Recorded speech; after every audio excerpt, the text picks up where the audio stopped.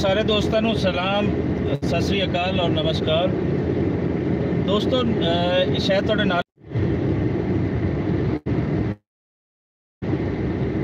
ਉਹਦੇ ਤੇ ਅਸੀਂ ਅੱਜ ਇਸ ਟਾਈਮ ਅਸੀਂ ਡਰਾਈਵ ਕਰ ਰਹੇ ਹਾਂ ਔਰ ਬਿਲਕੁਲ ਨਿਊਲੀ ਕੱਲ ਇਸ ਦਾ ਇਫਤਤਾਹ ਹੋਇਆ ਤੇ ਅਸੀਂ ਸੋਚਿਆ ਕਿ ਤੁਹਾਨੂੰ ਵੀ ਇਸ ਦਾ ਦਿਖਾਇਆ ਜਾਵੇ। ਇਹ ਮਨਸੂਬਾ ਪਿਛਲੀ ਗਵਰਨਮੈਂਟ ਦਾ ਸੀ ਔਰ ਇਹਦਾ ਇਫਤਤਾਹ ਕੱਲ ਗਵਰਨਮੈਂਟ ਪੰਜਾਬ ਨੇ ਕੀਤਾ ਔਰ ਅਸੀਂ ਇਸ ਟਾਈਮ ਜਾ ਰਹੇ ਹਾਂ ਲਾਹੌਰ ਤੋਂ ਕਲਿਆਣ ਸਿੰਘ ਕਲਿਆਣ ਜੀ ਜੋ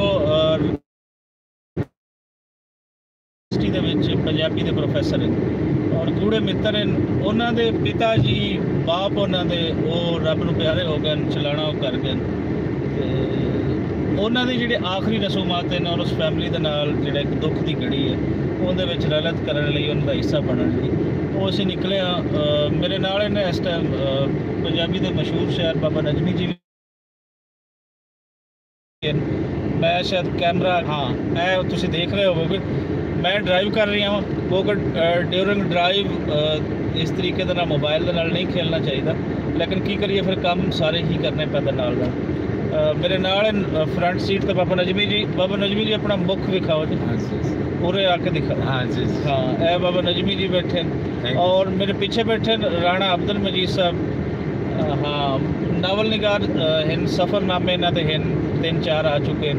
कैनेडा का सफ़रनामा भी इन्होंने लिखा से पिछले साल, उस तो पहले इंडिया का सफ़रनामा और इंडिया के सफ़रनामे के नाल फिर इन्हों का एक सऊदीया का भी है, ईरान का भी है, इंग्लैंड का भी है और चौथी शख्सियत साढ़े नाल मशहूर पंजाबी सेवक और पंजाबी के असिस्टेंट प्रोफैसर हैं शहजाद जोईया साहब जो डिग्री कॉलेज बहावल नगर के पंजाबी पढ़ाते हैं और बाई चांस से आए सी लाहौर इत्थे अगे ये सुनिया अज सुबह के कल्याण के अबू फौत हो गए तो उत्थे असीं जाना है तो उत्थे असीं जा रहे हैं।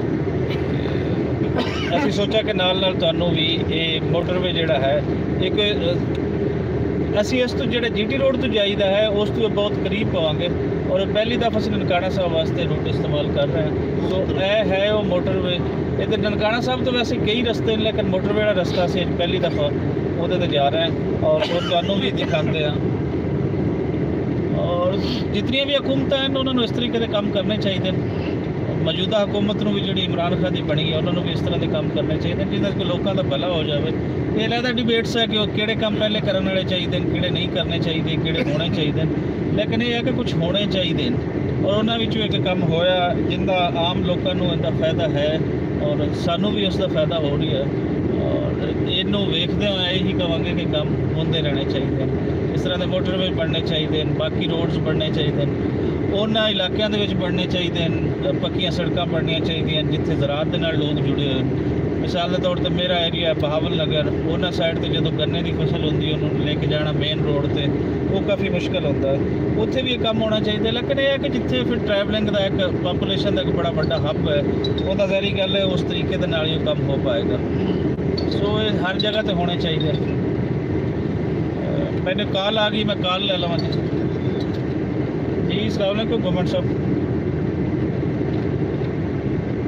मैं ठीक ठाक, तुम सुनाओ खैरियत है?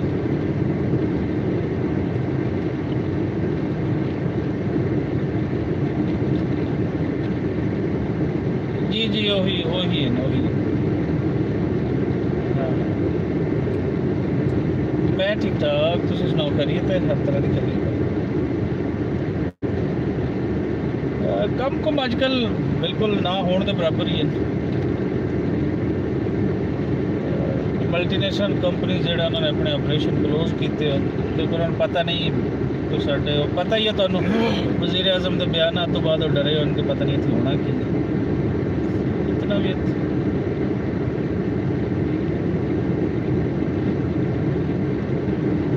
हाँ हर चीज़ पीछे आ गई है और बहुत पीछे आ गई, खासकर जो साढ़े बिजनेस हैं वो तो सर्वाइवल मुश्किल हो गया। एडवरटाइजिंग कंपनी BTL कंपनी ने इन्हों का तो बहुत मुश्किल हो गया।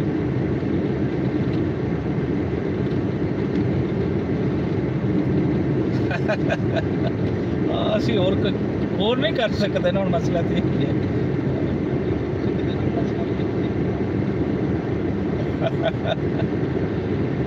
ਇਸੇ ਤਰ੍ਹਾਂ ਹੀ ਹੈ, ਇਸੇ ਤਰ੍ਹਾਂ ਹੀ ਆ ਰਹੀ, ਕੋਈ ਸਮਝ ਨਹੀਂ ਆ ਰਹੀ ਕਿ ਇਸ ਸੂਰਤ ਹਾਲ ਦੇ ਵਿੱਚ ਕੀ ਕਰੀਏ, ਕਿਹੜੇ ਨਵੇਂ ਕੰਮ ਕਰੀਏ। ਸਾਰੀ ਜ਼ਿੰਦਗੀ ਜਿਹੜਾ ਕੰਮ ਕੀਤਾ ਹੈ ਉਹ ਸਕਿਪ ਵੀ ਨਹੀਂ ਇਤਨੀ ਜਲਦੀ ਕੀਤਾ ਜਾ ਸਕਦਾ।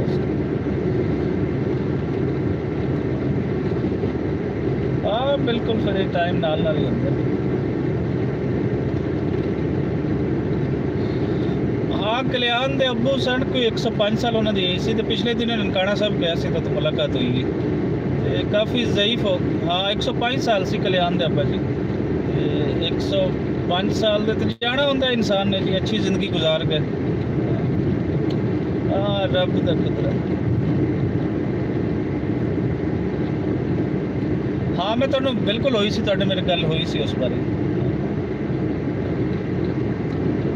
ਚਲੋ ਠੀਕ ਹੈ ਗੁੰਮਨ, ਓਕੇ ਜੀ।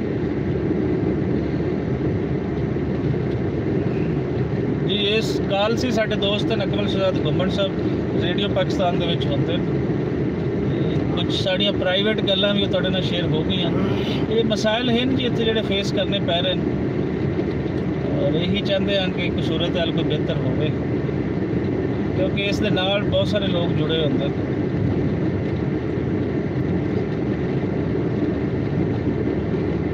ਮੇਰੇ ਖਿਆਲ ਦੇ ਵਿੱਚ ਜੀ ਦਿਓ ਸਾਨੂੰ ਇਜਾਜ਼ਤ। ਮਕਸਦ ਇਹੀ ਸੀ ਕਿ ਇਸ ਦੀ ਓਪਨਿੰਗ ਤੋਂ ਬਾਅਦ ਤੁਹਾਨੂੰ ਦਿਖਾਇਆ ਜਾਵੇ। ਔਰ ਸਾਨੂੰ ਨਨਕਾਣਾ ਸਾਹਿਬ ਜਾਣਾ ਪੈ ਰਹੀ ਹੈ, ਅਤੇ ਨਨਕਾਣਾ ਸਾਹਿਬ ਸਾਡੀ ਕੋਸ਼ਿਸ਼ ਇਹ ਹੋਏਗੀ ਕਿ ਗੁਰਦੁਆਰਾ ਜਨਮ ਅਸਥਾਨ ਜੋ ਕਿ ਹਨ ਆਖਰੀ ਰਸੂਮਾਤ ਬਾਬਾ ਜੀ ਦੀਆਂ, ਅਤੇ ਤੁਹਾਡੇ ਨਾਲ ਕੁਛ ਉੱਥੇ ਤੁਹਾਨੂੰ ਦਰਸ਼ਨ ਕਰਵਾ ਸਕੀਏ ਜਨਮ ਅਸਥਾਨ ਦੇ, ਪਾਕ ਅਸਥਾਨ ਜਿੱਥੇ ਬਾਬਾ ਗੁਰੂ ਨਾਨਕ ਜੰਮੇ ਔਰ ਪੂਰੀ ਦੁਨੀਆ ਨੂੰ ਅਮਨ ਦਾ ਪੈਗਾਮ ਉਹਨਾਂ ਨੇ ਦਿੱਤਾ। ਲੋਕਾਂ ਨੂੰ ਰਲ ਕੇ ਰਹਿਣ ਦਾ, ਇਕੱਠੇ ਖਾਣ ਦਾ ਜੋ ਉਹਨਾਂ ਦਾ ਪੈਗਾਮ ਹੈ, ਉਸ ਨੂੰ ਆਮ ਕਰਨ ਦੀ ਲੋੜ ਹੈ। ਸੋ ਦਰਸ਼ਨ ਕਰਾਵਾਂਗੇ ਤੁਹਾਨੂੰ ਵੀ ਜਨਮ ਅਸਥਾਨ ਦੇ ਵੀ। ਅੱਜ ਅਸੀਂ ਉੱਥੇ ਜਾ ਰਹੇ ਹਾਂ, ਜੋ ਹੋ ਸਕਿਆ ਤੁਹਾਨੂੰ ਦਿਖਾਵਾਂਗੇ। ਅਗਲੀਆਂ ਰਾਹਾਂ ਉਹ ਆਸਾਨ ਕਰ ਰਹੇ। ਸਭ ਨੂੰ ਦੁਆ ਦੀ ਅਪੀਲ ਹੈ ਕਿ ਸਾਰੇ ਦੋਸਤ ਜੋ ਇਹ ਵੀਡੀਓ ਦੇਖਣ ਦੁਆ ਲਾਜ਼ਮੀ ਕਰੇ। ਜਿਉਂਦੇ ਵਸਦੇ ਰਹੋ ਜੀ, ਮਿਲਦੇ ਹਾਂ ਕਿਸੇ ਅਗਲੀ ਵੀਡੀਓ।